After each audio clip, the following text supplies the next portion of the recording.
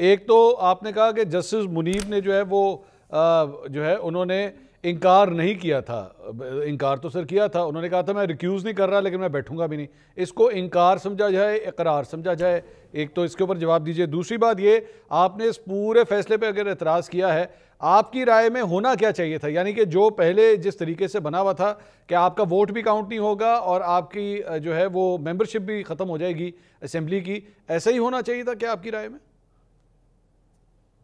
جی میں اسی پہ ہی آ رہا تھا. پہلی بات تو یہ ہے کہ جسٹس منیب صاحب نے یا جسٹس منصور علی شاہ نے جو اعتراض اٹھائے تھے, جسٹس منصور نے کہا فل کوٹ بنائیں, آرڈیننس آیا, چپکے سے آپ نے کمیٹی تبدیل کر لی, اور جسٹس منیب نے کہا کہ اس میں آپ نے ایک اڈاک جج بنایا اور جس طرح سے آپ نے کمیٹی میں بیٹھ کر یہ بینچ بنایا ہے اس پر اعتراض ہے.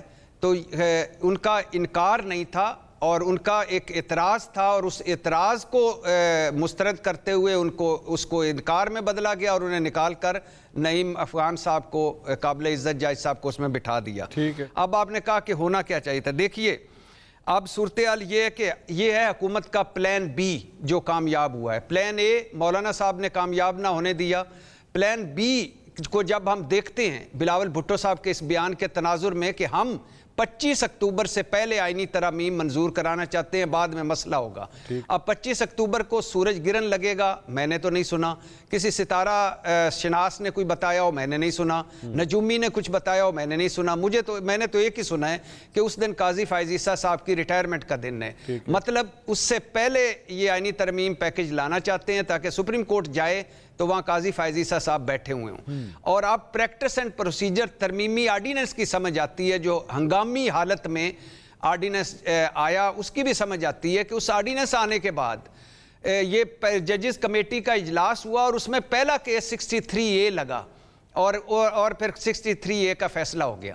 اب میں کہتا ہوں کہ یہ موجودہ جو حالات ہیں, جو آپ کا سوال ہے, اور موجودہ جو چیزیں ہیں آپ کے سامنے ہیں, جس طرح آئینی ترامیم پیکج آ رہا ہے, اس میں یا تو آپ پھر کر دیں, یہ ختم ہی کر دیں نا کہ کیا ڈی سیٹ ہونا, چھوڑیں پرا, ہر بندہ اپنی ضمیر کے مطابق فیصلے کرے.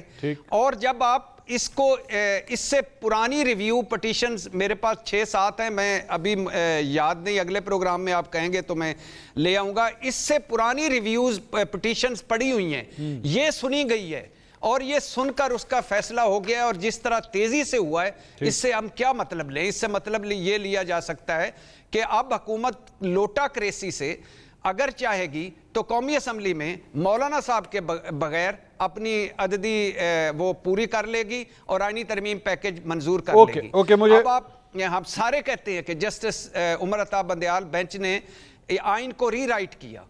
چلو بھائی آپ مان لیتے ہیں کہ آئین کو ری رائٹ کیا, لیکن اب جو یہ فیصلہ آیا ہے اس سے آئین کے یہ جو ری رائٹ کو رائٹ کر دیا, انہوں نے رانگ کو رائٹ کر دیا, اس رائٹ کی وجہ سے اس آئین کے بنیادی ڈھانچے پر خودکش حملہ ہوگا, سپریم کورٹ پر خودکش حملہ ہوگا. تو لہٰذا آپ موجودہ حالات کو جب دیکھیں, فیصلہ کوئی بھی آئے, اب جو بھی آپ کرنا چاہتے ہیں کر لیں فیصلہ, مجھے کوئی اعتراض نہیں. مجھے تو اس پہ بھی اعتراض تھا کہ یہ لوٹا کریسی بند ہونی چاہیے تھی, خواہ وہ آئین کی نئے سرے سے تشریح تھی, خواہ وہ جو تھی, میں تو اس فیصلے کے حق میں تھا.